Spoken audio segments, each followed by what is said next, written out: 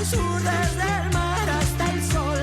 Llegan el águila y el cóndor, el quetzal los recibe con el colibrí.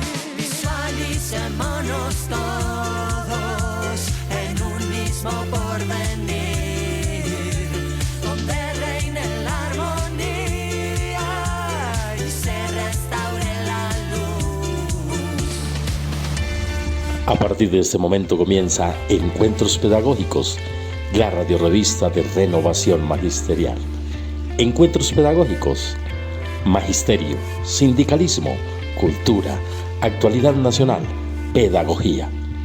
Sábados de 8:30 a 10 de la mañana. Bienvenidos.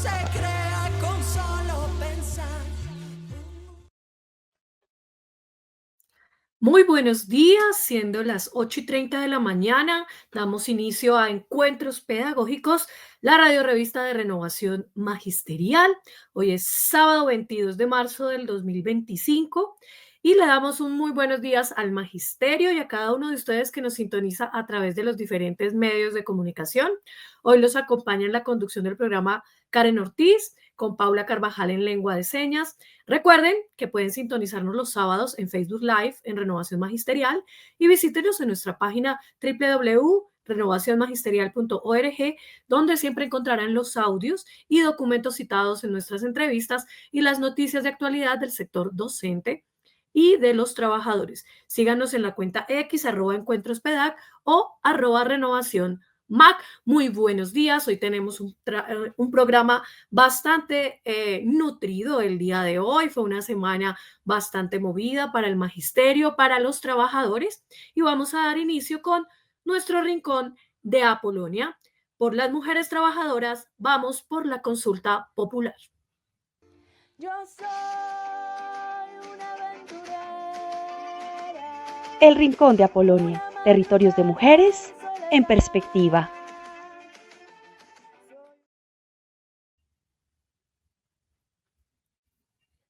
Por las mujeres trabajadoras, vamos por la consulta popular. Un saludo muy especial desde el Rincón de Apolonia, territorios de mujeres en perspectiva.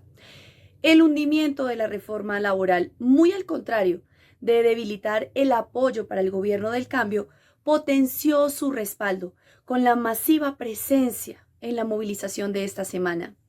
Ya se ambienta la consulta popular para evitar que un insignificante número de congresistas pertenecientes a partidos políticos caracterizados por defender el statu quo de las élites decidan sobre asuntos determinantes para el buen vivir del resto de personas que por medio de su fuerza de trabajo obtienen su sustento diario. Y cuando este panorama se analiza desde el enfoque de género, es que se ve en toda su dimensión la necesidad de una reforma laboral como la que presentó el gobierno, y eso apenas teniendo en cuenta algunos puntos clave, como los que compartimos en el día de hoy. Al asumir que la jornada nocturna inicia desde las 7 de la noche, reivindica el carácter de la jornada de trabajo ordinaria, reduce la explotación, porque actualmente esta jornada nocturna inicia desde las 9 de la noche. De ahí también se desprende mayor reconocimiento salarial por trabajar domingos y festivos. Aquí también se contemplaba la formalización del trabajo doméstico, un punto que hemos tocado en muchos de nuestros rincones.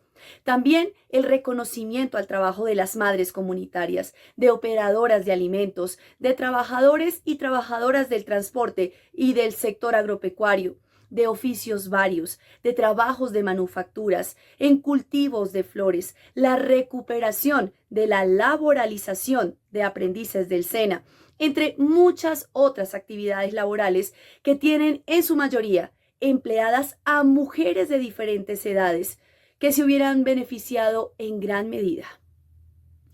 La reforma también planteaba medidas de estabilidad laboral y estabilidad reforzada para personas embarazadas, enfermas y prepensionadas, punto que se relaciona directamente con las mujeres trabajadoras del país.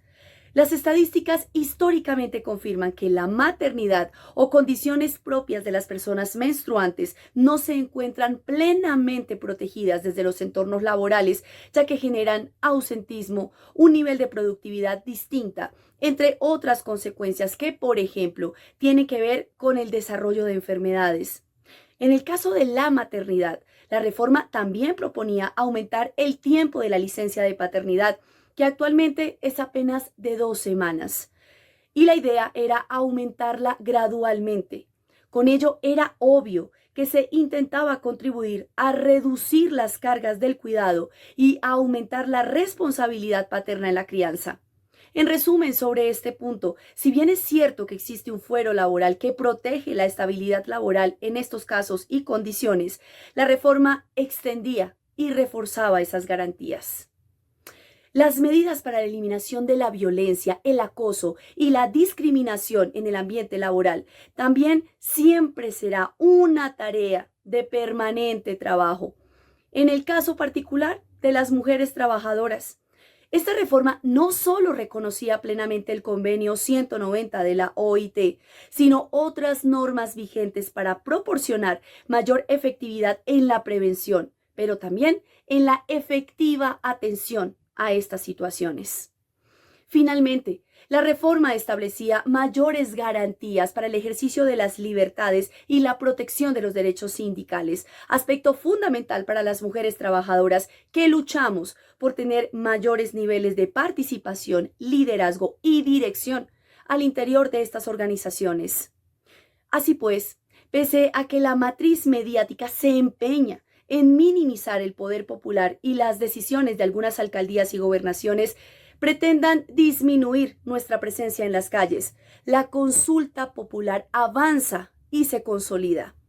Y como siempre, las mujeres estamos listas para hacer parte de este histórico paso en el país, porque trabajar en condiciones dignas no es un privilegio, es un derecho. Soy Sonia Liliana Vivas Piñeros y otro rincón de Apolonia.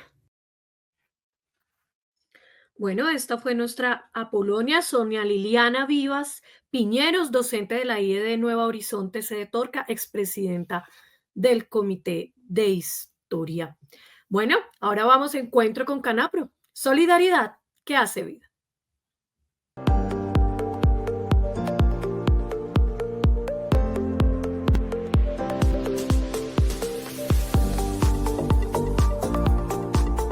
Canapro, solidaridad que hace vida. Hoy nos acompaña Johan Camargo, jefe del Comité Ambiental de Canapro. Queremos saludar a todos los amigos de la frecuencia de encuentros pedagógicos hoy 22 de marzo, día en que también nos encontramos en nuestra Asamblea General de la Cooperativa Canapro. Es muy importante para nosotros compartirles el avance que lleva nuestra cooperativa y hoy específicamente lo relacionado con el Comité Ambiental y también lo relacionado con el proyecto ambiental.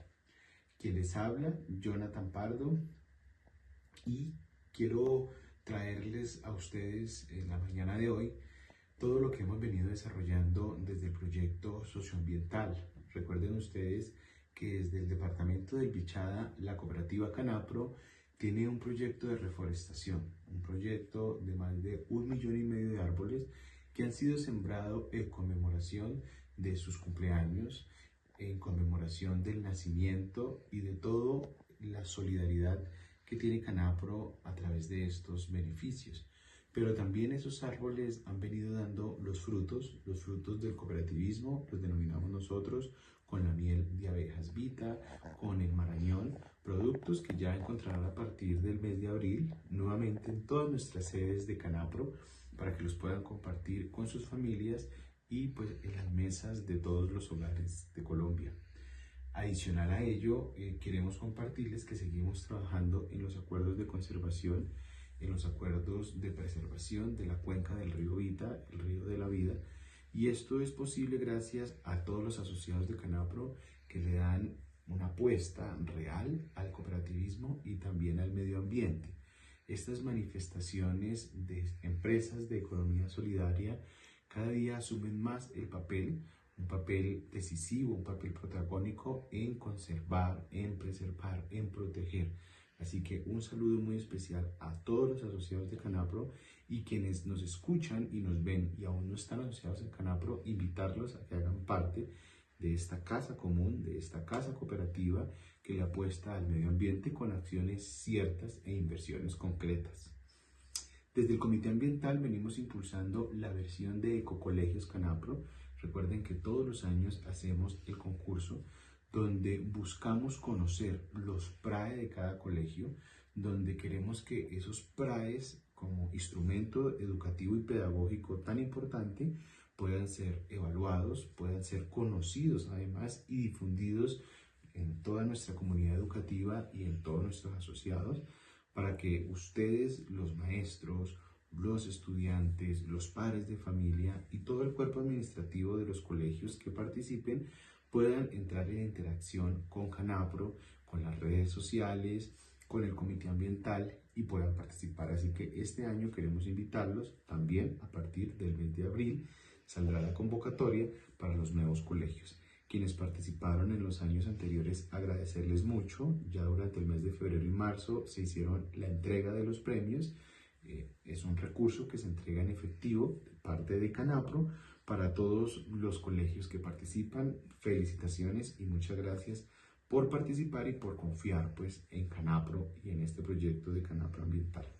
Seguimos invitándolos también a las caminatas, a los recorridos ambientales. Recuerden que desde el Departamento de Recreación tenemos una serie de caminatas que hemos venido invitándolos a diferentes destinos, y en los centros vacacionales del Tolima y Santander tenemos las caminatas y los recorridos ecológicos, donde les enseñamos a hacer las pacas biodigestoras, donde les enseñamos cómo hacemos la selección en la fuente, cómo reutilizamos nuestras aguas, un poco también ya pues de implementación de paneles solares y pues lo que les hemos compartido de los paneles solares del Colegio Canapro.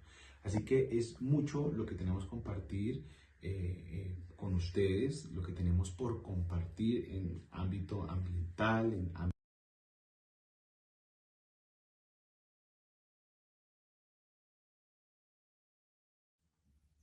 Bueno, este fue nuestro encuentro con Canapro, Solidaridad que hace vida. Hoy contamos con encuentros jurídicos, la consulta popular como instrumento democrático del constituyente primario. Es importante resaltar que esta semana, el día 18 de marzo, fue el inicio de esta consulta popular a través de la movilización convocada por el presidente Gustavo Petro. Y pues en ese orden hemos invitado al doctor Carlos Rincón, abogado especializado y asesor legislativo. Muy buenos días, doctor Carlos. Muy buenos días, apreciada Karen. Cordial saludo para ustedes y para toda la audiencia. Para mí es un honor volver a estar en el programa Encuentros Pedagógicos. Muchas gracias por la invitación a usted y al profesor Miguel Ángel Pardo, ejecutivo de la Federación Colombiana de Trabajadores y Trabajadoras de la Educación, a quien también envío un fraternal saludo. Bueno, y en este espacio de encuentros jurídicos también tenemos con nosotros a Miguel Ángel Pardo Romero. Muy buenos días, Miguel, secretario de prensa de FECODE. Bueno, y todos los títulos. Bueno, Karencilla, Comisión de Política Educativa y secretario de prensa del Comité Ejecutivo de FECODE. Muy buenos días. Bueno, Karencilla, un buenos días, un saludo vital fraternal pedagógico a ti, a todo el magisterio de la comunidad educativa. Veo que no está nuestra compañera Paula y nuestra intérprete de señas, pero en todo caso un saludo desde acá. Espero que pues todo ande bien. Y pues al doctor Carlos Rincón, que es un reconocido abogado, compañero que ha sido asesor de la Federación en otro momento y que está especializado en los asuntos legislativos y actualmente es asesor legislativo en este momento con la senadora Sandra. Doctor Carlos, pues el asunto más está en este momento en el campo suyo que en el mío. Me queda absolutamente claro que el día 18 de marzo, digamos que América Latina y Colombia y el mundo registró como Colombia entraba en escena mediante una portentosa movilización social, el constituyente primario que ante una negativa de un puñado de senadores de la República, que señala y desafía que no va a hacer ninguna reforma social, que es más, que si pueden ni siquiera las van a debatir, pues ante ese desafío, pues creemos que desde el punto de vista político ha quedado ilegítima esta mayoría parlamentaria o estos sectores de la mayoría de parlamentarios de derecha. No es ilegal porque sigue pues obviamente el Parlamento en funciones, pero es ilegítima y entonces frente a eso se han mostrado pues dos salidas. Una, insistir en la movilización social permanente por parte pues de toda la población, porque son reformas que mandató la movilización social y estallido social, no son reformas de Petro, y en ese orden de ideas frente a eso pues hay una que ha sido como digamos la usual, la movilización cada vez debe ser más fuerte, pero la otra es el tema de la consulta popular. Entonces, y es el mecanismo, los dos son mecanismos democráticos, la movilización social y la consulta popular. Queremos, pues, además del significado político que tiene llamar al constituyente primario a impulsar sus propias reformas, contenido desde el punto de vista pues, político también, pero especialmente como instrumento de la democracia para poder avanzar en la consolidación de Estado social de derecho, tiene la consulta popular, Carlos. Bueno, profe Miguel, sí señor, muchas gracias por la oportunidad de hablar acerca del mecanismo de participación. Tal vez uno de los mecanismos de participación menos utilizados, pero más nombrados en el orden nacional, y es que, pues precisamente a los gobiernos, digámoslo así, que les da cierto temor que las iniciativas que se proponen o que se propongan a través de consulta popular, pues no sean acogidas por el pueblo. En ese orden de ideas, desde un punto de vista eminentemente técnico, es necesario decir y reconocer de este gobierno, porque esta es la primera consulta popular de orden nacional que se presenta por parte de un presidente de la República y de sus ministros, o que se anuncia la presentación de esta consulta popular, pues evidentemente eso demuestra la confianza que el gobierno, la rama ejecutiva, tiene en la respuesta que seguramente nos va a dar el pueblo en la votación de esta consulta. Es importante mencionar acá que el constituyente de 1991 estableció para modificar la democracia eminentemente representativa a una democracia participativa. La consulta popular se instituye entonces como un mecanismo de participación para definitivamente que la ciudadanía tome participación respecto de las decisiones trascendentales que implica la actuación por parte del Ejecutivo o del Legislativo, tanto de orden territorial como de orden nacional. Entonces, primero reconocer eso, el mecanismo de la consulta popular para, de hecho, incentivar al mayor conocimiento de la ciudadanía respecto de esto, es un mecanismo que nos da la posibilidad de participar realmente de las decisiones que se vayan a tomar con nuestros destinos, no solamente en democracia representativa, sino en democracia participativa. Es decir, usted como ciudadano de verdad va a votar y va a decir, hey, sí, yo quisiera que esto pasara en mi vida, yo quisiera que esta decisión la adoptara el legislativo y se convirtiera en una ley de la República. Yo quisiera que esta decisión la adoptara el Ejecutivo y lo emitiera mediante decreto. Y ahí viene la primera situación, profe Miguel. La decisión de la consulta popular debe ser adoptada mediante un mecanismo de orden legal y constitucional, dependiendo de la respuesta, y esta es de carácter obligatorio. Es decir, directamente el pueblo no toma en estricto sentido la decisión, sino que le da prácticamente la orden al órgano encargado, dependiendo del mecanismo legal establecido, bien sea un decreto, bien sea una ley, para que este órgano del Estado lo lleve a cabo. Entonces, lo primero sea decir, la consulta popular, más allá de lo que todos conocemos, que es un mecanismo de participación, que sí, efectivamente es un mecanismo de participación, pero tenemos que aprender esto como propio. Es la posibilidad que yo como ciudadano tengo de decidir qué es lo que realmente me beneficia y no solamente estar esperando a ver qué puede ser lo que me beneficia en democracia representativa, sino en democracia participativa, que en eso evolucionó la Constitución del 91 con el Estado Social y Democrático de Derecho, tomar verdaderamente esa decisión.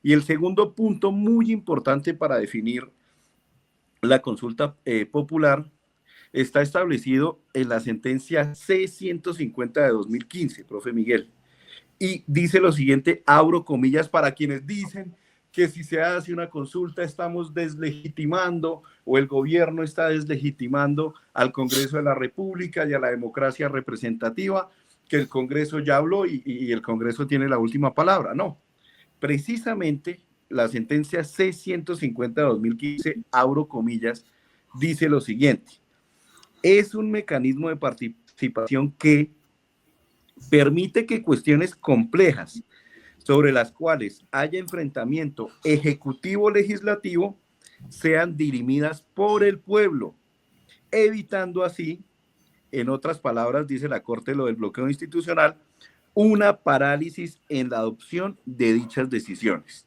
Más claro no puede estar. Entonces, esta sentencia C-150 evidencia otro elemento de concepción de la consulta popular. Bueno, cuando ustedes no se pongan de acuerdo, pues ahí tenemos al pueblo, que es el constituyente primario, que según nuestro Estado social y democrático de derecho es quien le da las órdenes al Estado, pues entonces consúltenle al pueblo para evitar la parálisis en la adopción de las decisiones. Entonces, en primer lugar, pues estamos hablando de un mecanismo y un instrumento muy potente desde el punto de vista de la democracia, por lo que creo que esa es la dimensión del asunto. En segundo lugar, vamos a ver si paso mi examen aquí de derecho. Es el mandato, el resultado que se produzca en una consulta popular es vinculante y es un mandato popular directo que no podría objetar el Congreso en este caso. Digamos que eso es como la segunda conclusión. Pero viene un asunto, ¿dónde podría el Congreso obstaculizar el proceso de consulta popular acudiendo a las técnicas jurídicas legales? Voy a decirlo, no solamente a las normales, que es pues todo el tema de la propaganda y todas esas cosas, sino dónde el Congreso podría atravesarse a ese mecanismo de consulta popular, porque tiene un procedimiento, esta convocatoria, pues en donde el Congreso también tiene algunas cartas que jugar, preguntaría yo. Sí, pues la ley de mecanismos de participación 134 del 94, que fue modificada en el 2015 por la ley 1757, mantiene hoy vigente, digamos, como unos elementos de equilibrio de poderes, digámoslo así, de equilibrio de poderes en nuestra tradición, en nuestro sistema romano-germánico de división de poderes, porque ese es nuestro sistema de derecho. Entonces, en ese sistema de equilibrio de poderes, digamos, aún basado también en la jurisprudencia que se ha venido emitiendo, voy a empezar por las consultas populares del orden local y territorial. Allí se presenta la consulta a la asamblea o al consejo, pero las preguntas son revisadas por los tribunales de manera previa, en los tribunales administrativos, en la local y en la territorial, en la departamental.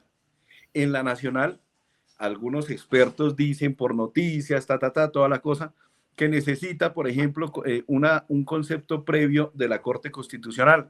Esto no lo dice la ley. De hecho, hay una disyuntiva de conceptos entre varios constitucionalistas de que si la Corte Constitucional debería aprobar o no el contenido de las preguntas. No, la ley no dice eso, es decir, no es obligatorio. Lo que sí es obligatorio en la consulta popular del orden nacional, presentada por el presidente y todos sus ministros, como lo dice el artículo 53 de la ley 134 del 94 y el artículo 50 de esta ley, en una interpretación sistemática, requiere concepto previo y favorable del Senado de la República.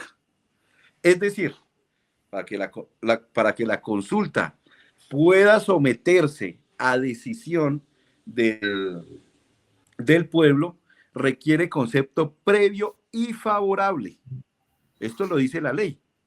Y está en el artículo 50 de la ley 134 y en el 53, abro comillas, pues para que quede absolutamente claro.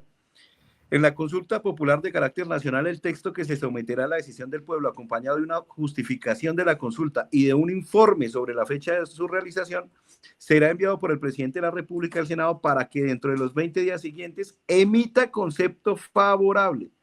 Por decisión de la mayoría de sus miembros, actualmente 54, el Senado podrá prorrogar este plazo en 10 días más. ¿Qué significa esto? Hay otros expertos que dicen, no, solamente se necesita que pase por el Senado, no importa el concepto favorable. No, tiene que tener concepto favorable. Y en el estudio de ese proyecto de ley del año 94, y con una sentencia también del año 94 de la Corte Constitucional, este aparte se declaró exequible.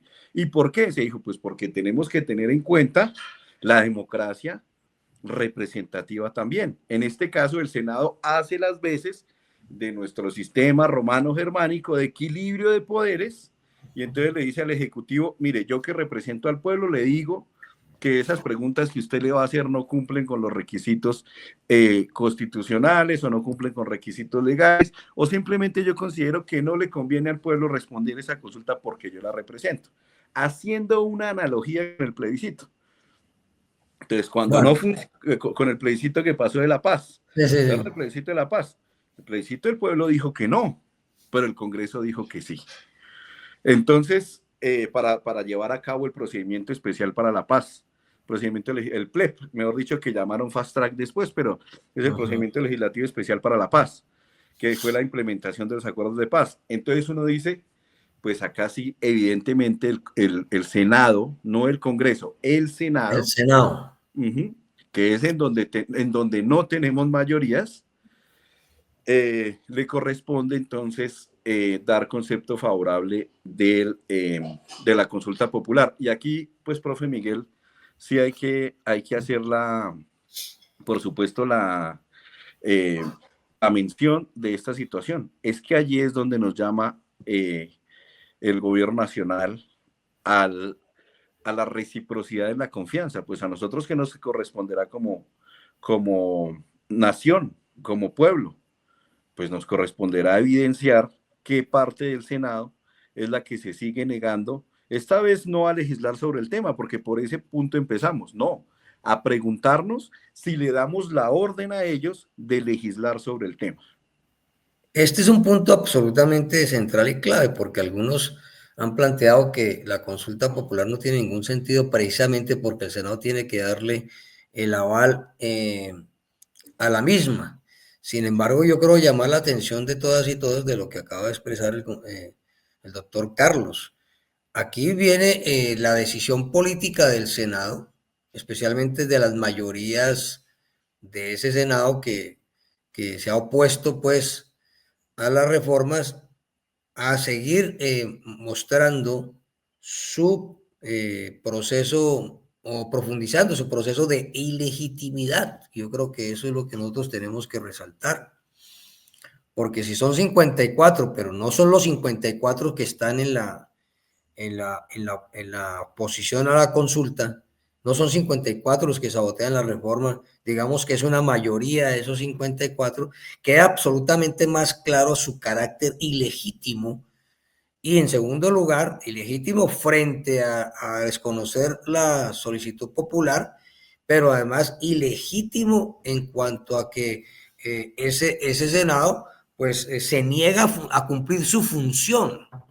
¿A qué me refiero? Pues el Parlamento es para debatir y resulta que los hundimientos son un mecanismo democrático, sí, pero que de entrada es una negación de la función del Parlamento, que independientemente de la posición que se tenga sobre uno u otro proyecto de ley, pues la idea es que parlamentar significa poner los asuntos y las razones y motivos y argumentos en contraposición, pues para que pues emerja lo mejor para el Estado Social de Derecho. Y pues finalmente, pues si se vota a favor o en contra de debilitar o fortalecer el Estado Social de Derecho, ya será una responsabilidad política de los senadores y de los representantes y por supuesto de la gente que tendrá que reflexionar por quién votó. Pero digamos que el hecho de que el Senado tenga que dar el aval no niega, y yo quiero que resaltar esto, y no sé si el doctor Carlos coincide, pues creo que sí coincide no niega pues el proceso, la importancia y la trascendencia del proceso que se ha puesto en marcha, que es un proceso democrático, pero también desde el punto de vista político muy potente, que es la consulta popular. Sí, claro, y es precisamente hacer esas diferencias conceptuales.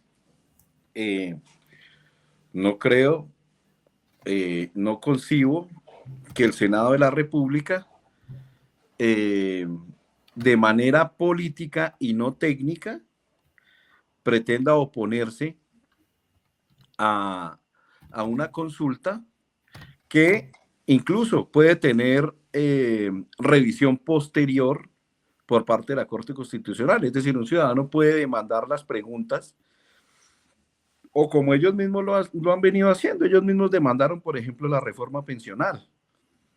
Ellos mismos, por ejemplo, han demandado varias normas que han sido presentadas, los mismos senadores, y pues pasa por la revisión de la Corte Constitucional, posterior, no de oficio, sino a solicitud de parte.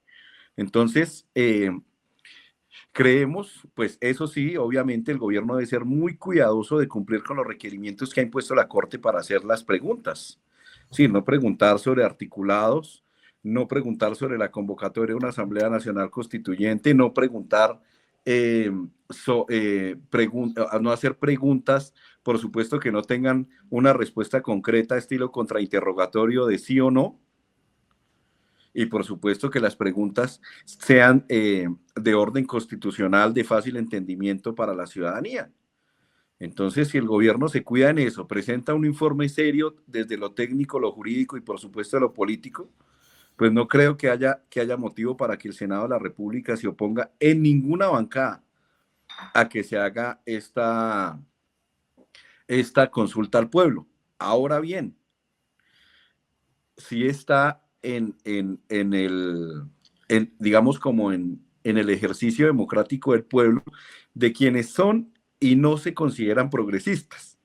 Pero creo que todos somos progresistas en la garantía de nuestros derechos.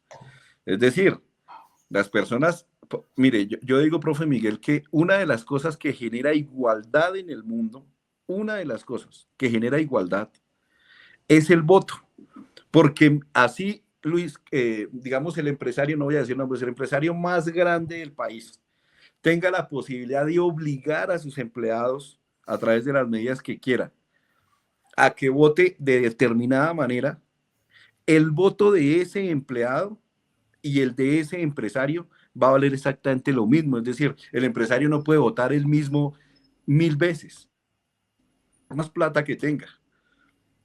Entonces ahí es donde tenemos que hacer un llamado a la conciencia, nosotros pues que nos consideramos progresistas y decir, bueno, su voto y el mío es el mismo, pues por favor. Entonces yo creo que en ese sentido ninguna bancada del Senado y ningún ciudadano colombiano que estemos dentro del censo electoral vamos a querer, por supuesto, desconocer que hay una posibilidad de mejorar nuestras condiciones de vida. Bueno, doctor Carlos, creo que está planteado el tema, se ha puesto en marcha y en movimiento, esto es histórico, este proceso de consulta popular. Y pues en la próxima invitación entonces ya será para mirar ya los procedimientos concretos de cómo se debe desarrollar la consulta popular. Creo que ha quedado hoy pero muy preciso la importancia política, la importancia desde el punto de vista de la defensa del Estado Social de Derecho y lo potente del mecanismo de la consulta. Bueno, un abrazo, doctor Carlos, muchas gracias. Nos vemos entonces en la próxima sesión, porque este tema empieza, y pues la invitación a todos nuestros colegas, especialmente a los de sociales, para que, bueno, este es un tema absolutamente importante, apropiado para desarrollarlo en las aulas de clase. Tan. Un abrazo. Muchísimas gracias, doctor Carlos Rincón. Miguel, muchísimas gracias. Este fue nuestro encuentro jurídico sobre la consulta popular como instrumento democrático del constituyente primario. Muchísimas gracias. Bueno, muy amables, muchísimas gracias, que tengan un excelente resto de jornada y bueno, alcanzamos hoy a dejar la definición de la consulta popular. Muchísimas gracias. Por la segunda parte, doctor Carlos, no se nos va, aquí lo esperamos. Chao. Sí, aquí lo esperamos, así es. Vamos a hacer un saludo muy especial a las personas que en este momento se encuentran conectadas a través de YouTube y de Facebook Live. Un saludo a Patricia Galeano, a León Rivas desde Iquirahuila, un saludo fraterno, a Rocío Porras, a Claudia Díaz, un caluroso saludo de Claudia y William, nos mandan por acá, y Joana Guerrero Medina. Bueno. Carlos Ernesto Castañeda Revelo también nos saluda a través de YouTube. El jueves 20 de marzo, desde Renovación Magisterial, Guaguataqui y Encuentros Pedagógicos, tuvimos un interesante conversatorio relacionado con la jornada laboral y la información. Esto fue desde el grupo del CEI de preescolar. Ese día tuvimos como invitada a la doctora Alexandra, abogada de la DEC, y la moderadora fue nuestra compañera también, Alexandra, docente de la SED, dirigido por Heidi Quijano. El día de hoy, pues nos van a contar cuáles fueron las conclusiones de ese interesante conversatorio aquí en Encuentros con el Preescolar.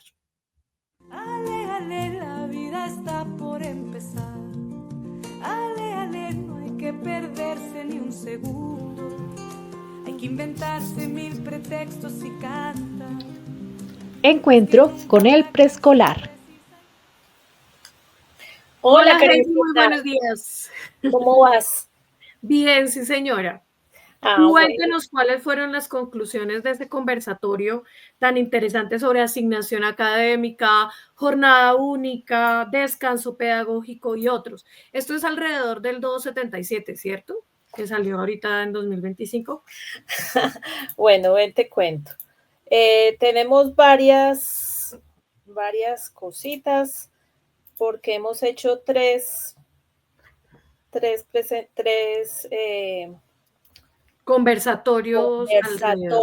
El primero fue del CEI de la ADE, transmitido por la página de la ADE, de nuestra Asociación Distrital de Educadores, nuestro sindicato, y fue sobre asignación académica. Esto desde el Círculo Pedagógico de Preescolar. Allí estuvo Andrés Ballén, Jennifer Villagrán y Heidi Quijano con Andrea Arias. Allí estuvimos mirando cómo es que tenemos una sobrecarga, Karen, porque muchos colegios por la baja matrícula pasaron de forma así inmediata, mágica, a jornada única, y pues los colegios no estaban preparados para esto. Entonces se hizo este análisis, cómo debería ser, qué está pasando y demás, pero imagínate que el asunto es que nos dimos cuenta que hay una sobrecarga en las maestras y maestros porque también mágicamente en lugar de hacer los ajustes pertinentes, creció la jornada escolar de los niños y asimismo les implementaron asignaciones más altas a las profesoras. Entonces, esto dio lugar a muchas preguntas e interrogatorios que luego nos dio paso a otras charlas. La semana pasada, con la salida del 277, entonces estuvimos con Miguel Ángel Pardo hablando sobre cuáles son los alcances y avances del decreto 277, porque es muy importante conocerlos. Allí vimos cómo nos dicen, por ejemplo, en preescolar, que antes el decreto nos indicaba, el decreto de asignación académica nos indicaba que era mínimo 20 horas. Ya el 277 nos dice son 20 horas justificadas, puntuales, son 20 horas de asignación académica, y algo muy importante es que dentro de esta asignación académica en todos los grados está o sea, en primaria, en preescolar son 20 horas, en primaria son 25 y en secundaria son 22 horas la asignación académica. Este es el tiempo que los profesores están dando clase con los alumnos, pero dentro de esta asignación académica sale los minutos que corresponden al descanso pedagógico. Es decir, ya el descanso está dentro de esta asignación académica. Entonces, ahí volvemos a hacer ajustes para que deben hacerlos todos los colegios para que no se tengan estos, no se sobrepasen y sobrecargar a los docentes. Allí también estuvimos con la compañera Rosa América Peñalosa. Ella es directiva de Antioquia y pues también hizo unas recomendaciones al respecto de los directivos, porque pues esto es algo que nos compete a todos. Esto no es un decreto que haya salido en contra del colegio, en contra de los directivos, no. Esto va a fortalecer las instituciones, a tener los maestros y las maestras que corresponden a cada uno de acuerdo a la cantidad de la asignación académica correspondiente. Entonces, de allí, 277, yo recomiendo que vean este conversatorio porque allí lo explican muy ampliamente Miguel y Rosa América en cada uno de los detalles. Esto también allí salen ajustes también, por ejemplo, para los orientadores, para los directivos docentes.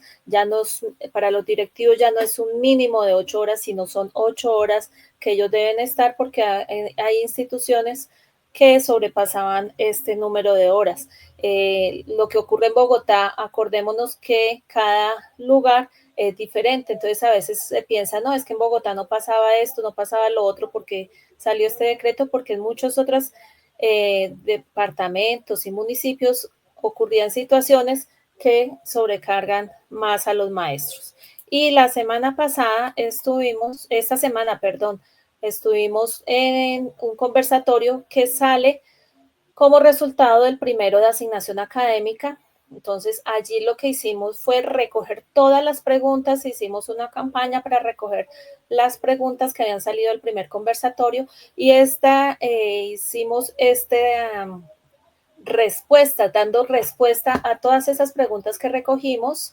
Se llamó asignación académica, la jornada única, descanso pedagógico y otros, con la invitada Alexandra Ponte. Ella es una abogada especialista en responsabilidad civil y es asesora jurídica de nuestro sindicato de Cundinamarca, y como moderadora nos acompañó Alexandra Rodríguez, que ella es profe de la Secretaría de Educación, ella es parte de Guaguataqui y parte obviamente del Círculo Pedagógico de Preescolar y de Renovación Magisterial. Allí estuvimos todos recogiendo y dando respuesta a muchas de las inquietudes sobre asignación académica. Volvimos a hacer énfasis que es diferente la asignación académica con respecto a la jornada escolar y todo lo que implicó el 277 para estos ajustes de la asignación académica. Entonces, yo les voy a dejar en el chat, bueno, no sé, no me sale cómo, pero bueno, ahorita yo les dejo por los chats de renovación porque vamos a hacer otro conversatorio sobre jornada única. El día jueves nos dimos cuenta que hay muchas preguntas e inquietudes sobre jornada única por esta implementación que ha sido como un poco tan atropellada,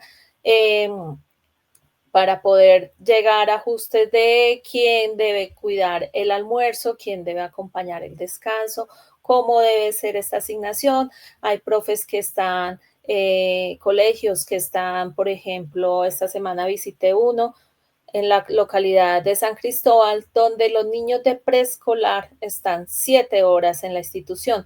Debemos tener en cuenta que estos ajustes de jornada única no deben atropellar los procesos pedagógicos de los niños y de desarrollo de los niños. Entonces, vamos a recoger todas las preguntas para poder dar también respuesta a estas inquietudes sobre jornada única. Esto durante esta semana estará rotando todo el formulario para recoger todas las inquietudes y dentro de 2 semanas estaremos dando nuevamente respuesta a todos ellos. También vamos a buscar un par de especialistas en jornada única que nos precisen todas estas inquietudes que tienen los maestros y maestras. Este es un trabajo desde el Círculo Pedagógico de Preescolar, desde nuestro colectivo de maestras de preescolar Guaguataqui y obviamente desde aquí, desde Renovación Magisterial. No sé, Karen. No fue Karencita. Sí, entonces. No, me parece excelente. Igual es importante porque en algunos colegios lo que se ha tomado es como un castigo lo de la jornada, en algunos se han excedido, en otros han cambiado las jornadas de los maestros. Es importante estos conversatorios para que nosotras tengamos claridad, bueno, nosotras y nosotros, tengamos la claridad de cómo esto es a nuestro favor, muy por el contrario de cómo lo están interpretando, porque digamos lo que se está viendo en algunas instituciones en Cundinamarca, en donde tengo la oportunidad de saber, y también del Huila, lo que se ha visto es que pues se ha interpretado de todas las formas posibles por los rectores, por los directivos, por alcaldes, por gobernadores, y pues realmente no es que tenga múltiples interpretaciones. La interpretación es una, los 77 es uno, es claro, y lo que busca es precisamente lo que tú decías y lo que se ha dicho en todos estos conversatorios, y es favorecer y dejar claro cuál es el tiempo, que no hay mínimos ni máximos, sino que hay una jornada, hay un horario, hay una carga explícita para cada uno de los niveles, preescolar, primaria y bachillerato.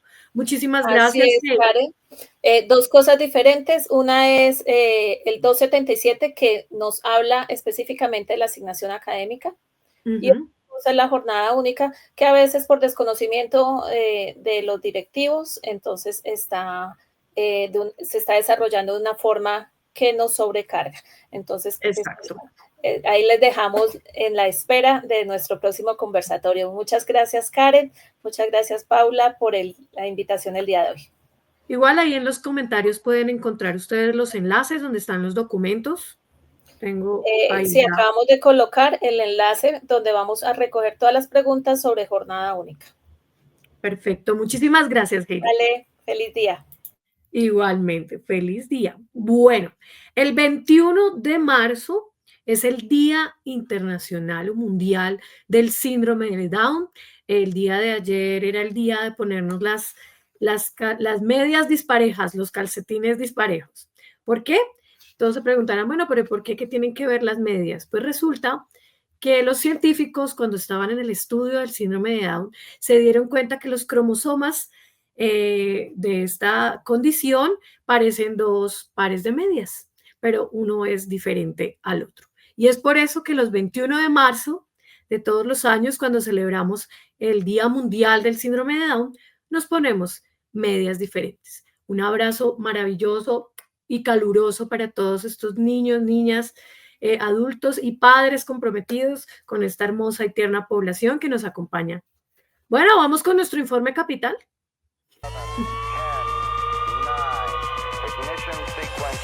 Informe capital.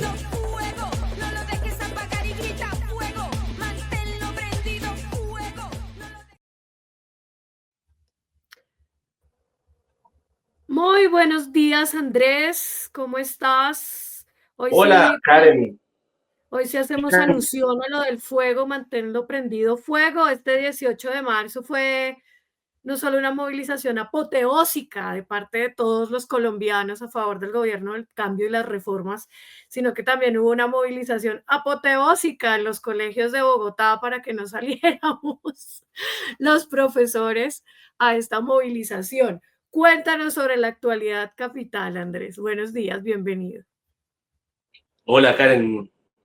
Gracias por el saludo, gracias por esa introducción. Muy buenos días y muy buenos días a Paula, nuestra compañera intérprete en lengua de señas, que nos permite ampliar la audiencia, ampliar nuestros alcances hacia la población con discapacidad auditiva y nos hace realmente incluyentes. Bueno, esta semana, como mencionabas, Karen, tuvimos un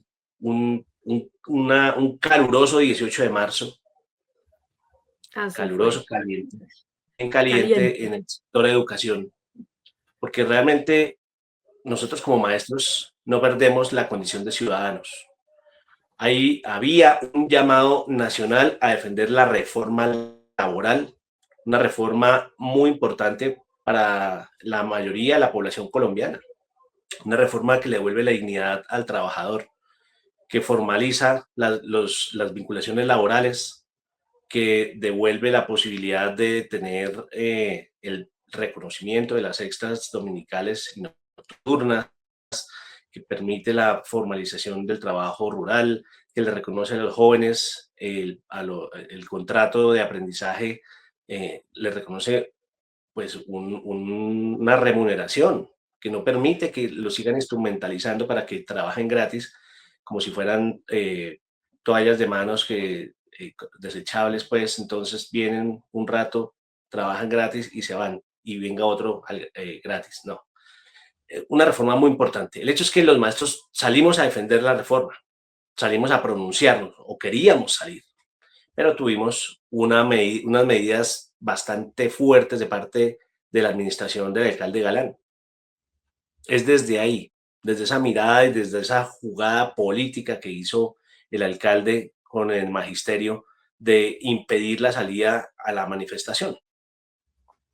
Tras una aparente articulación interinstitucional y tras el aparente interés por el derecho a la educación de los niños y las niñas, pues básicamente lo que hizo fue demostrar hasta dónde está dispuesto a llevar, cuáles son los límites que está dispuesto a traspasar con tal de demostrar fuerza en este pulso político.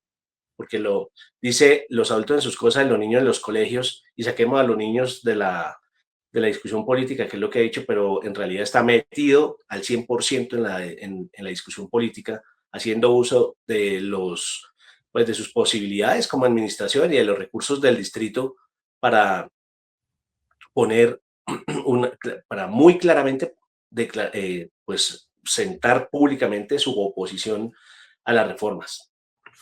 Y eso es instrumentalizar la educación, indudablemente. Entonces envió una supuesta articulación interinstitucional a rodear los colegios, pero nos manifestamos sobre eso. Y fue, bueno, ¿y por qué cuando los maestros denuncian todos esos entornos escolares inseguros donde hay expendio, donde atracan a los niños a la salida, O como donde... en el Guillermo Cano, que se inundó y hasta el sol de hoy no hay Muy nada? bien, muy bien, muy bien. Allá en el Guillermo Cano, donde se necesitaba una articulación interinstitucional para, Y sigue incluso inundado. para prevenir la situación. Pues no pasa, esa articulación no llega, esa dichosa articulación interinstitucional. Y lo que sí generó fue un malestar entre los directivos docentes porque suplanta les usurparon las funciones a los rectores, los desconocieron, Sí. eh, que vengan aquí a mi casa a ordenar las cosas unos desconocidos, eso es una cosa gravísima, muy grave. Segundo, quisieron suplantar la función académica, pedagógica de los maestros con un grupo de personas que estaban externos, actores externos que venían de distintos sectores a improvisar. Tercero, expusieron a nuestros niños y niñas con un grupo de desconocidos. Nuestro deber es salvaguardar la integridad de los niños y las niñas. Metieron grupos amplios de desconocidos a los colegios, supuestamente a cuidar a los niños y las niñas. Entonces, definitivamente eso es inadmisible. En segundo lugar, pues nos exponen a la violencia de parte de sectores políticos como el Centro Democrático con su flamante, un tipo violento como es ese concejal Daniel Briceño, a amenazar, a intimidar a los maestros con el asunto de los descuentos. Es una cosa que no tiene de verdad presentación. Y aquí pues ya queda muy claro, muy clarito, queda cuáles son los alcances de Galán. Para nosotros los maestros de Bogotá, pues definitivamente es un personaje no grato, pero pues, igual tenemos que trabajar para la administración. Entonces, pues la verdad hay un ambiente muy difícil entre los maestros de Bogotá y la alcaldía mayor. Claro, a través de la Secretaría de Educación, pero son lineamientos políticos de la administración. Entonces, ¿qué ha hecho la ADE? ¿Qué hizo? Pues acompañar primero a los maestros con una orientación para responder los requerimientos que hicieron sobre el presunto ausentismo, una figura de ausentismo parcial, que eso no existe. Asistimos a los colegios, estuvimos atendiendo a nuestros niños y niñas y salimos a ejercer nuestro derecho a la movilización, a la participación ciudadana, eso es todo. Y ahí limitaron la salida de los maestros intimidándoles no solo con los reportes que hicieron esos desconocidos que enviaron a los colegios, los intimidan con los descuentos, con afectarles algunas cuestiones prestacionales, sino que además impusieron ahí el PAE, el asunto del PAE. Está bien dar la alimentación escolar, claro, pero intimidaron a los maestros y de hecho la decisión de la administración fue ni siquiera recibir las solicitudes de cancelación de PAE cuando incluso en las situaciones en los colegios donde se avisó con tiempo, con los dichosos 8 días hábiles de antelación que dicen ellos. No, porque fue una decisión política. No se aceptaron las cancelaciones. Incluso en varios colegios enviaron más raciones de las que debían enviar. En otros colegios prometieron raciones, por ejemplo, donde todavía tienen, fíjense en esto, sigue habiendo jornadas únicas, no con alimentación en modalidad de comida caliente, sino el plan de alimentación es el cuento del refrigerio reforzado. Tienen los niños hasta las 2 de la tarde a punta de harina, dulce y grasas, que son lo que habitualmente envían en los refrigerios. Refrigerios en unas condiciones, pues, muchas deplorables en términos de salubridad, en términos de condiciones, pero eso sí no lo atienden. Y bueno, en términos generales, la ADE se pronunció, hubo un comunicado en donde dejamos muy claras nuestras críticas, nuestro rechazo a esas medidas, que quedó clarito qué es lo que significa en materia política eso, quedó claro cuál es el costo político para Galán, no solamente con los 35.000 maestros de Bogotá y sus familias, sino con los 330.000 maestros a nivel nacional y sus familias, que definitivamente ya vemos cuáles son los alcances con el magisterio y no hay Galán para el magisterio. Entonces, eso seguimos ahí en la disputa, le estamos acompañando y pues ahora hay que prepararnos. Tenemos la radicación de los pliegos nacionales de la CUT, de FECODE, un pliego nacional de FECODE que es muy importante para el magisterio y por eso nos movilizaremos, como ya lo anunció la AE a través de sus redes, el 31 de marzo. Cierro con dos cosas sobre salud, dos datos. Ante una información que circuló sobre la presunta salida de Proservanda, que decía que no prestaría más los servicios de transcripción. Sí, señor. Son las transcripciones y es el asunto de medicina laboral. Entonces, circuló una información esta semana que ya Proservanda no prestaría los servicios. Ayer quedó confirmado que ya hubo un arreglo en el asunto financiero, que era lo que se convirtió en una limitante, y Proservanda continúa prestando los servicios. Confirmado. Y en ¿De segundo lugar, transcripción y de medicina laboral, Andrés? sí es, sí Okay. es.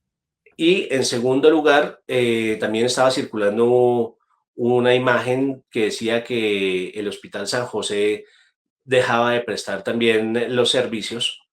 Ayer también por cuestiones económicas. exactamente, ayer quedó confirmado de parte pues de la Secretaría de Asuntos de Salud y Seguridad de la ADE, y en diálogo que hubo esta semana claro, eso se expuso ante el vicepresidente de la fiduprovisora para el FOMAC, Aldo Cadena.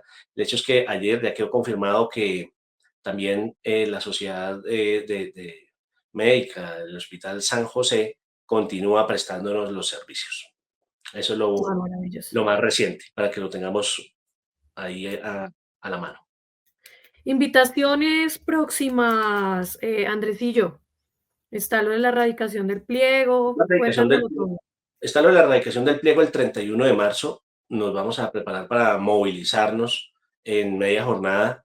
Ya la orientó en un flyer. Tendremos una jornada de 10 de la mañana a 2 de la tarde para acompañar a FECODE en unos temas tan importantes como tiene que ver con el cierre de brechas, el asunto sigue las brechas entre lo rural y lo urbano, incluso entre lo mismo rural, entre el sector urbano, pues sigue habiendo también unas deficiencias enormes. El tema, bueno, entonces ahí viene lo de la financiación, viene el asunto de jornada única, hay un montón de tareas en política educativa, la ruralidad, el preescolar de 3 grados, jóvenes y adultos, la educación inclusiva, que son cosas en las que acá en Bogotá pues la inversión se ha ido hacia los privados y se ha restado, se le resta a la educación inclusiva, se le resta a la educación al preescolar de 3 grados, deficiencias en la educación de jóvenes y adultos, y todo eso hay que atenderlo. Bueno, eso con el pliego nacional hay que acompañar la reglamentación del SGP. Seguimos trabajando, bueno, ya que se ha hablado del 0277, que es la modificación del 1850, que FECODE trabajó durísimo en eso, que acompañaron la modificación del 3020, en la modificación del 1421. A todo eso hay que pararle bolas, ahí se prestar atención, perdón de la expresión coloquial. Y hay una cosa a la que hay que hacerle seguimiento, es a prevenir la privatización de la educación por la vía de los bonos escolares. Ese proyecto sigue abierto, calladitos los sectores del Centro Democrático y otros sectores amigos de la privatización pues han venido trabajando, haciendo el lobby legislativo necesario para avanzar en esa privatización, cosa que seguimos en alerta sobre eso. Entonces, todos y todas muy atentos a las orientaciones de su organización sindical, la ADE, y seguimos informando. Nos vemos el próximo sábado con más información. Un abrazo. Muchísimas gracias, Andrés Ballén. Un abrazo, secretario general de la ADE. Buen día. Ay, que estés muy bien. Muchísimas gracias. Bueno, damos un saludo también a los que nos saludan por aquí, valga la redundancia. Saludamos a los que nos saludan. Wilson Casas, Alejandro Bernal Salazar, William Asprilla Sierra, saludos desde el departamento del Caquetá. Un abrazo fraterno a todos los que se conectan a esta hora y nos saludan a través de nuestras redes sociales. Vamos con Encuentro con la Salud.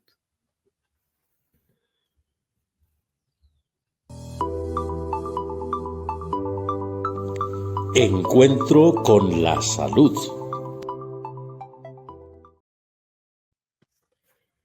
Muy buenos días, Rocío Porras Torres, veedora de salud de la ADE. Cuéntanos cuáles son los avances, el informe que se ha concretado el Servicio de Salud del Magisterio, qué es lo nuevo, qué es lo bueno, qué es lo que está.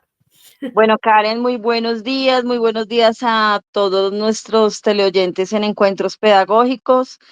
Bueno, pues yo iba a arrancar precisamente con lo que terminó Andrés, pero pues ahorita vamos a ese punto. Bueno, en medio de denuncias de corrupción y sabotaje, porque pues no paran con nuestro modelo de salud, No se detienen. exactamente, pues buscamos o se busca reemplazar el anterior sistema, pero pues siempre afectando intereses comerciales y de corrupción, ¿no? Entonces, contarles que desde la llegada del doctor Aldo Cadena Rojas como vicepresidente de la Fiduprovisora, se han logrado algunos avances importantes a pesar de la oposición de quienes buscan mantener sus negocios entre los avances. Entonces, entre esos avances, pues, presentación del tarifario y redes de servicios al comité directivo del FOMAC. Eso se hizo el 10 de marzo. Inicio de contratación de nuevos prestadores de salud, Karen, creación de equipos de atención en seguridad con criterios de equidad y calidad, creación de pago de viáticos y reembolsos retenidos a maestros que viajaron a Bogotá en busca de atención médica. Ajá. Resolución de más de 11.000 reclamos de pensiones desde el 3 de marzo. Acciones legales contra operadores logísticos incumplidos en medicamentos y servicios. Pues está dando el pago de deudas pendientes del 2024, pues que estaban atrasadas. Reuniones constantes, Karen, de FECODE y los sindicatos para solucionar los problemas que se presentan, ¿no? Y ahí lo dijo Andrés, ¿no? Precisamente que tuvimos esta semana con lo de Proservanda, y pues Sí. tú sabes que Proservanda es una de las entidades que tiene, digamos, mayoría en la parte de salud laboral, en la parte de transcripción de incapacidades, y pues bueno, eso ya se solucionó. También al inicio del mes tuvimos también como inconvenientes con Asisfarma, con la parte de medicamentos, pero también ya todo se va solucionando a medida que digamos, se hacen los diálogos entre FECODE y entre la Junta de la AE. Bueno, el doctor Aldo Cadena pues enfatiza que el magisterio respalda el nuevo modelo de salud, pero enfrenta obstáculos de sectores que buscan instrumentalizar sus luchas a favor de intereses privados. Entonces, pues eso es lo que se está peleando en este magisterio, pues para que podamos tener por fin nuestro modelo de salud perfecto. Invitar a los docentes pues a continuar utilizando la plataforma Horus. Si de pronto no es del agrado de muchas personas utilizarlo, pues acercarse a las oficinas si es de pensiones y cesantías y afiliaciones, pues a la calle 721003. Si es a la de salud, pues, y autorizaciones, que es donde más problemas presentamos en la plataforma, o sea, se colocan allí todos los documentos, pero pues no llegan con tiempo las autorizaciones, entonces pues hacerlo personalmente en la carrera 15, número 183. Me preguntan por acá que de odontología, ¿dónde sería el servicio de odontología?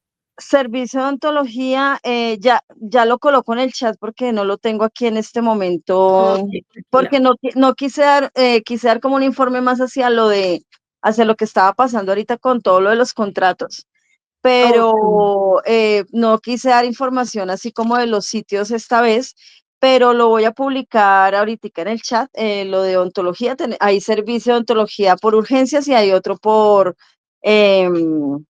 prioritaria también, y también las hay en las EPS si no son urgencias.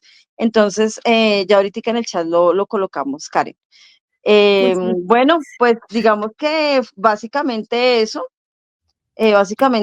pues tener en cuenta que ya Andrés dijo lo de Proservanda, también los puntos físicos de ellos, pues diagonal 45-2022 en Palermo, la carrera 28, número 47 a 63 en Belalcázar, y calle 120, número 718 en Santa Bárbara. También si queremos ir a hacer como todos los trámites a nivel personal. Entonces digamos que, Karen, a nivel de salud, eso, y ya entonces ahorita en un ratico comparto un flyer los sitios de donde los pueden atender. Bueno, muchísimas gracias, Rocío. Excelente tu informe de salud. Invitadísima el próximo sábado también a seguir contándonos los avances y Ok, cómo vamos muchísimas gracias, ¿vale? con este proceso de nuestro Bueno, sistema de un salud. saludito a todos y estamos ahí en cualquier comunicación pronta para en cuanto a salud. Muchísimas gracias. Muchísimas gracias, Rocío. Vamos con la nota del director.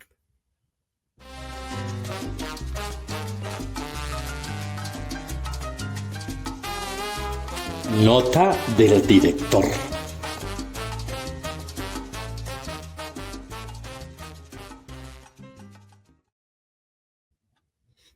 El decreto, mentiras, a los educadores que en Colombia enseñan, la extrema derecha los maltrata. Nuestra nota del director. Muy buenos días al magisterio y a la comunidad educativa que nos ven y nos siguen por Facebook Live de Renovación Magisterial al programa Encuentros Pedagógicos. Un saludo también a todos los que nos siguen por nuestras redes en el exterior. Hoy la nota del director se intitula A los educadores que en Colombia enseñan, la extrema derecha los maltrata. Los trabajadores de la educación en las últimas décadas se les ha creado un estigma de revoltosos, de señalamientos de comunistas de parte de la extrema derecha que ha vivido entre los gobiernos tanto liberales como conservadores y que se han amangualado en el centro democrático en las últimas décadas. Unificación para desfalcar al Estado desde las diferentes carteras de administrar el Estado, como las alcaldías, gobernaciones y ministerios, dejando una esquela de corrupción en el interior de la burocracia de estos entes territoriales. Mientras los educadores se entregan a impartir conocimientos a miles de niños y niñas, a jóvenes y adultos colombianos, porque los maestros en Colombia se han preparado para ello, que además están en una constante actualización que exige esta profesión, por lo que su preparación es continua. Por ello, los estudios que van desde pregrado hasta las maestrías y PhD son permanentes en pro de la calidad de la educación colombiana, en términos de aprendizajes para la investigación, creación que garantice un país viable en calidad de vida. A pesar de toda la inversión de un profesor en el proceso de mejoramiento de la profesión docente, los gobiernos neoliberales fascistas defienden la tesis de que los profesores deben continuar con los salarios pírricos, por estar protegiendo la plata para la educación pública o reclamar sus derechos, desconociendo la loable labor educadora en la formación de los futuros profesionales del país. Las propuestas salariales de esos gobiernos siempre son mezquinas, porque los profesores no son merecedores como profesionales de un buen salario por su enseñanza. Esta labor de la educación en Colombia, comparándolos con otras profesiones, son los salarios más bajos, tanto al inicio de sus labores y ni qué hablar de cuando se pensionan. Pero además, un docente es sometido para mejorar el salario en un escalafón docente a varias evaluaciones, ultrajantes en un total desconocimiento a la labor de la enseñanza. Año tras año es sometido a una evaluación que es utilizada como el látigo de la esclavitud por la Secretaría de Educación del distrito, orientando a los directivos que para poder someter a los profesores a las largas jornadas laborales, no pueden participar en actividades de paros o manifestaciones. De hacerlo, corren el riesgo de ser rajados en la evaluación. Además, aquellos deben reportar cada vez que haya movilización social a los profesores que salgan a defender sus derechos como trabajadores en esas manifestaciones, para desconocerle su salario o sancionarlo por atreverse a levantar la voz, clamando justicia social para los trabajadores y trabajadoras colombianas. el atrevimiento de los profesores de reclamar justicia social, la respuesta de la Secretaría de Educación del distrito es organizar un ejército de vigilantes para señalar a los profesores que osan manifestarse en las calles. Cosa que no hace, por ejemplo, con las denuncias de la mala alimentación que está llegando a los colegios con el plan de alimentación escolar. De esta forma, empodera de mala manera a algunos directivos, ya que varios de ellos asumen el rol de capataces y no el de rectores de una institución educativa en la que prima el liderazgo pedagógico y no el de jefe de seguridad carcelaria. Varios de ellos amenazan a los profesores con el riesgo de que en la evaluación de competencias no cumpla las metas y pierda. Así sea un buen profesor, por esa falta puede perder la evaluación. Reclamar sus derechos puede ser causante de una investigación disciplinaria por no atender la orden de la Secretaría de Educación a través del rector de que no puede ir a las calles a defender su salario, o la salud, o el presupuesto para la educación pública. Además, puede quedar inmerso en una investigación disciplinaria. De esta manera, se está coartando el derecho a la protesta y a la actividad sindical. Pero a esos gobiernos fascistas en las alcaldías y gobernaciones no les basta con pagar mal a sus trabajadores, sino que además la codicia insaciable de estos corruptos no les basta con la esclavitud, humillación y muerte de la clase trabajadora. Se dan a la tarea de desfalcar las arcas del Estado, privatizando, por ejemplo, los derechos de la salud. Crean empresas ficticias para recibir plata y en vez de prestar el servicio médico para sus trabajadores tengan buena salud, se embolsillan la plata, mientras que sus empleados son sometidos al paseo de la muerte. Ahí está el ejemplo de los profesores. Con los dineros que les descuentan para la salud y pensiones y cesantías que van al FOMAC, para ello, por ley, debe ser administrada por la fiduprevisora, que es quien hace la contratación para la salud. Allí, en esa responsabilidad que no cumple, la fiduprevisora con los educadores para la salud, allí es donde nace una de las mafias más sofisticadas de la corrupción de esta entidad. Uno de sus actuares, por ejemplo, es no pagar a tiempo las cesantías. Ello conlleva a una demanda que demora más las cesantías. Tiene que poner un abogado quien representa al profesor. Involucra en su entuerto a funcionarios, jueces que alargan los procesos hasta que con buen dinero de la demora se llegan a acuerdos de pago. Gana la trama de la corrupción. Y el maestro con sus cesantías reducidas, el fondo desfalcado y la salud en veremos. Allí, en este entuerto de desfalco, ahí sí no hay nadie quien vigile ni controle ni haya ningún control político. La contratación de la salud es el otro hueco del desfalco en el FOMAC. Socavando también por la fiduprevisora, la contratación en la salud ha sido la causante de la mala prestación del servicio médico a los profesores. Los saboteadores en medicamentos, los malos salarios para los profesionales de la salud, la baja atención en las enfermedades de alto riesgo, la demora en los pagos a las entidades médicas son los males de la contratación de la fiduprevisora. Crearon la más fuerte mafia corrupción de la salud. Son billones de pesos los que se van a parar en las mafias, mientras que la salud de los trabajadores del magisterio se deteriora. Ello conllevó a cambiar el modelo de la salud del magisterio para acabar con la madre de la corrupción, que es la contratación.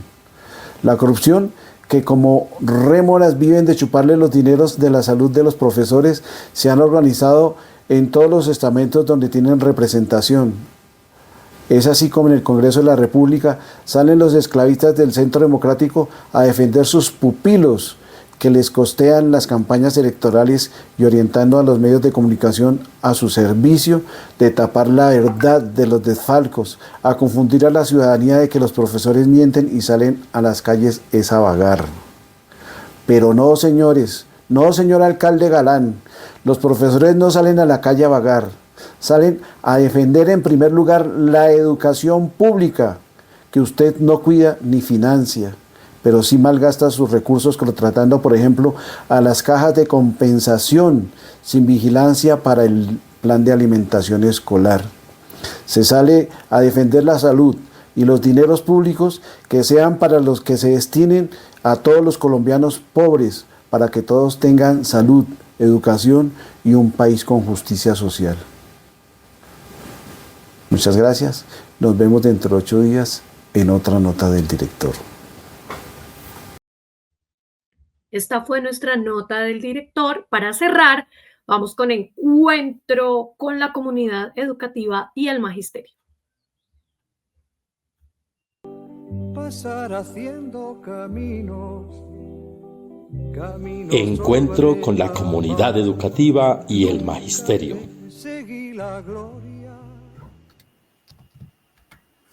Muy buenos días nuevamente al profe Miguel Ángel Pardo. Él es integrante del Comité Ejecutivo de FECODE, Comisión de Política Educativa y secretario de prensa. Buenos días. Apoteósica movilización del 18. De carácter histórico, la enorme movilización de este martes. ¿Qué sigue, Miguel? Hola, Karencilla, nuevamente un saludo vital, y ahora sí nos saludamos face to face, con nuestra compañera Paula, intérprete de señas, y reiteramos un abrazo a todos y todas en Colombia. Bueno, primero creo que ya con la conversa con el doctor Carlos que hicimos al principio del programa, así es, pues queda absolutamente reafirmado, por lo menos en lo que a nosotros respecta, que la movilización del pasado 18 puede tener alcances históricos, porque se trata de que entra en escena la decisión del constituyente primario a través de mecanismos democráticos, que en este caso va a ser la consulta popular, además de intensificar la movilización social, ante la decisión política de un sector, de un puñado de parlamentarios, especialmente del Senado, que han hundido la reforma laboral, pero han desafiado a la población de que no va a tramitar favorablemente ninguna reforma social de las que mandató el estallido y el movimiento social, y que llevó al actual gobierno a ser elegido. Entonces, tenemos una circunstancia en la cual el primer triunfo de la movilización popular fue dejar en evidencia este sector, pero ante todo que quedaron ilegítimos, y esto es muy importante. Y ante esa legitimidad, pues se pone en marcha el tema de la consulta popular. En segundo lugar, me parece muy importante también resaltar que el otro derrotado son evidentemente los alcaldes y gobernadores que trataron de impedir la protesta, especialmente el alcalde de Bogotá, el señor Galán, y quedan derrotados por varias razones. En primer lugar, porque pretendieron ellos asumir dizque la vocería de los niños, niñas y jóvenes. Esto es lo más paradójico de los asuntos en una administración que se ha caracterizado precisamente por suprimirle los recursos a educación inclusiva, a educación de jóvenes y adultos, a educación técnica y negarse a la ampliación de los 3 grados de preescolar que la ordena un acuerdo del Consejo de Bogotá. Y entonces esta administración, que adicionalmente pues ha procedido en esta dirección, le está negando los derechos precisamente a la niñez y a la juventud. Pero el otro hecho importante es que trata de ocultar que dentro de las reformas sociales que salimos a defender está precisamente 2 muy importantes para la educación. La reforma a la Ley 30 del 92, que busca financiar la educación superior, especialmente modificando el artículo 86 y 87, y la reforma más, pero de mayor alcance social, que ha liderado FECODE, que va a tener un efecto positivo sobre 50 millones de habitantes, y es la ley orgánica que estamos impulsando para reglamentar el acto legislativo 03 del 2024, que por fin después de 22 años logra restituirle recursos que le han sido expropiados por los partidarios del señor Galán, entre otras cosas, han sido expropiados durante 22 años, y que por fin volvemos a restituir esos derechos, esos recursos, y ahora se trata de que la ley orgánica garantice que lo que logramos en el acto legislativo se pueda cumplir, y es que esos recursos que se aumentaron en el acto legislativo entre el 2027 y el 2039 lleguen a educación, salud, agua potable y saneamiento básico, y no queden refundidas en los alcaldes, en manos de alcaldes y gobernadores que, como el señor Galán, creen que los recursos de la nación son para financiar el Transmilenio, que es un negocio privado. Entonces, digamos, esa es una batalla supremamente importante. La otra razón, obviamente, era la de reformar, la de defender ante el sabotaje, la reforma a la salud del magisterio, porque a nivel general la están saboteando, no dejando que avance la discusión en el Congreso. Pero acá nosotros la logramos en el 2024, lo está tratando de asfixiar. Entonces el señor Galán no puede decir que no había una convocatoria en defensa de la niñez y la juventud, y queda absolutamente claro el asunto. Pero lo más importante de esto, me parece, es que quedó develado el señor Galán. Le pasó lo del cuento del holandés, del nuevo traje del emperador, ¿no? Porque quedó develado su carácter autocrático, y a 101 años de la novela La Vorágine, pues él confunde una escuela con una cauchería, ¿sí? Que fueron bien por la pluma inmortal de José Eustacio Rivera. Entonces, digamos, el que tenía esperanzas de que este señor, que actuaba como esa película famosa En el nombre del padre, ¿sí? Pues queda ya en sus platas y queda develado que es que no tiene nada que ver. La decisión no solamente de ser parte de la playa de esa banda de extremo, neoliberalismo extremo, sino que se ha entregado al neofascismo criollo, al oscurantismo.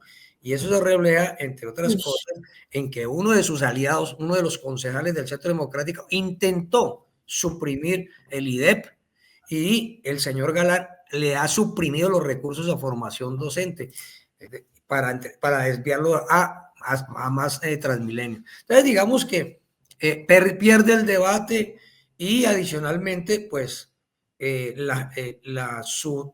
su triste, oscura intención de tener un destacamento, ya como le dijo el compañero Bayón, de un destacamento de funcionarios para que, y respetándolos además, porque los pone a hacer actividades de carácter policíaco cuando son funcionarios que tienen profesiones y oficios diferentes a la de ejercer una labor policíaca en los colegios. Pues este señor pues definitivamente pierde ante la evidencia clara de que confunde, repito, las caucherías, la escuela con las caucherías, y salió esa actitud que es la tristeza, es lo oscuro de esos viejos regímenes, pues contrasta con la manifestación enorme, pacífica, colorida en las calles. Entonces aquí hay alegría, aquí hay democracia, aquí hay esperanza. Allá lo que hay es oscuridad, porque tiene que ser algo demasiado oscuro, Karen, que se sienten a organizar de manera clara, planificada, una conspiración para llegar colegio por colegio, sede por sede. Nunca antes habían llegado, y hayan enviado incluso profesionales. Es que fue sorprendente, o sea, de verdad. Tiene que tener uno un pensamiento muy oscuro, por Dios, para que uno diga, bueno, ¿cómo vamos a resolver el tema de la educación? ¿Cómo vamos a resolver que los maestros hoy cumplen 7 horas o 7 horas y media, es decir, 1 hora y media más allá de la jornada laboral, que tienen un ambiente escolar complicado, que tienen sobresalud por la sobrecarga, tienen problemas de salud mental por la sobrecarga? Todo eso, no, en eso no hay eficiencia. Creo que quedó develado, y los maestros y maestras que desafortunadamente, o algún sector de la población que desafortunadamente creyó que, pues, repito, por actuar en el nombre del padre, pues tenía esperanzas. Creo que esa es la mayor pérdida de Galán, y observo que sus estrategias de imagen lo dejaron fue como un policía y no como un alcalde que es lo más grave, pero un policía pues de la época de la Alemania del 33, de la Alemania del 40. Entonces digamos que, ojo a eso, señor alcalde. Creo que no ha dado un buen ejemplo. De otro lado, quiero aprovechar para unos avisos muy rápidos. El primero, pues, que se logra después de una reunión con el ministro de Trabajo, se emite el nuevo concepto del Ministerio de Trabajo, ya está en las redes, en la cual se reitera que los maestros y maestras vinculados después del 2003 tienen los derechos pensionales, se les respeta su régimen pensional y por supuesto la reforma pensional que se aprobó en el Congreso no los afecta negativamente. Creo que queda despejado ese asunto. Segundo, desde el día viernes empezó a pagar los intereses de la cantidad de los maestros y maestras que después del 1 de enero del 90 se les paga intereses de las cesantías anuales. Tercero, seguimos en la discusión del 30-20, llevamos 3 mesas técnicas en la discusión de la modificación de parámetros. No es nada fácil, pues, porque eso implica una serie de recursos, pero digamos que hay voluntad de las partes, especialmente del gobierno nacional, para ir trabajando en el tema de esa modificación. Cuarto, pues aquí ya se ha dicho bastante sobre el tema del 277 y el 038. Lo que le hemos recomendado a nuestras filiales es que soliciten reuniones con las secretarías de educación para hacerle seguimiento a la implementación del 277 en su territorio y por supuesto a la implementación de la circular 038 del 2024 expedida por el ministerio, que garantiza que la asignación académica, los proyectos pedagógicos pueden ser reconocidos como asignación académica. Entre tanto, nosotros le hemos planteado al gobierno nacional que en la próxima reunión de secretarios de educación, que se va a hacer el 3 y 4 de abril, plantee estos 2 puntos con mucha precisión y, si es necesario, emite una circular sobre los alcances, pero creo que están absolutamente claros el tema del 277. Y finalmente, pues en el tema de salud, a propósito de lo que ha planteado la compañera Rocío, que escuché su informe y trabajo juicioso, pues quiero señalar que hubo reunión de la Junta Directiva y de FECODE con el vicepresidente de la Fiduciaria para Asuntos del FOMAC, la Junta Directiva de la ADE, también la hubo de ADEA, sigue habiendo reuniones con todos los sindicatos, pero yo quería complementar el informe señalando que también frente a las fallas de la plataforma Horus, nosotros insistimos en la Junta Directiva de la ADE, insistió, y nosotros, por supuesto, desde FECODE, en la necesidad de ampliar el número de gestores por cada entidad territorial. Es decir, cosa que el maestro salga con sus órdenes médicas y no tenga que ir a la 100, sino que ahí en la misma entidad médica le produzcan las órdenes que requieren ser atendidas en sitio diferente a la IPS de primer nivel. Este punto para que sean autorizadas ahí mismo, Miguel. ¿Cómo? Que sean autorizadas en la misma IPS donde se inmediatamente, porque y se acordó que se va a dar una ampliación a 20 gestores, pues todavía es insuficiente, pero a 20 gestores en los sitios de mayor concentración de maestros y maestras, en las IPS de mayor concentración y en los sitios de mayor concentración, para que podamos seguir desarrollando. Miren cómo ha sido tan importante esto, por ejemplo, en la universidad, en el Hospital Unitario de la Nacional, que además de ser excelente, además de haber soportado el intento de sabotaje de los antiguos operadores por sacarlo de la red, adicionalmente ya funcionan una oficina del FOMAC y los maestros y maestras que salen de la entidad, en este caso de la Universidad Nacional, ya tienen la posibilidad de salir con sus órdenes. Esto para nosotros es clave porque nosotros decimos dónde se sabotea mucho el nuevo modelo. Se sabotea cuando no funciona la plataforma, cosa que se está resolviendo incluso por asuntos legales, porque por el incumplimiento, pero se sabotea sobre todo cuando un maestro o maestra no sale con la orden y no tiene para dónde coger, como dicen las mamás, y le dicen que tiene que ir a que una secretaria a 2 horas de distancia, después de 4 horas, le autorice lo que el médico ya le autorizó en la cita médica. Entonces creo que este es un complemento que quería hacer, y en ese momento del día de la reunión también, en ese mismo momento se desarrolló la reunión, simultáneamente estaba desarrollando la reunión con Proservanda, que ya nuestra compañera Rochi dio el informe que iba bien, el compañero Valle, de que esto pues ya se absuelve, porque es que ellos están metiendo toda la deuda de 4.500 millones, pero están omitiendo que ya se les pagó la parte correspondiente y que la otra parte tiene que ser sustentada. Entonces, digamos, que se llegó a un acuerdo. En ese momento le dijimos al doctor Cadena, pues sí, que la reunión se produzca con Proservanda, pero que se salga con el acuerdo para que se ordene inmediatamente la reanudación del servicio. Y lo mismo lo del Hospital San José. Le hemos planteado a Cadena que aquí en Bogotá y en el resto del país, por supuesto, a entidad que se le paga, entidad que se publica que se le pagó, porque en muchas partes ya se le pagó y ellos dicen que no se les ha pagado, y es bueno tener una comunicación del maestro, del activista, del delegado sindical, del veedor de salud, que le diga, no señor, aquí está el informe oficial del FOMA que se le pagó tanto y se le pagó a tiempo o se le pagó el tal día. Entonces digamos que quería complementar ese informe porque seguimos en esta batalla contra el sabotaje del nuevo modelo de salud y ponerlo en sintonía con lo que dice el acuerdo 03. Los que dicen que el nuevo modelo no sirve es porque no han leído el acuerdo 03.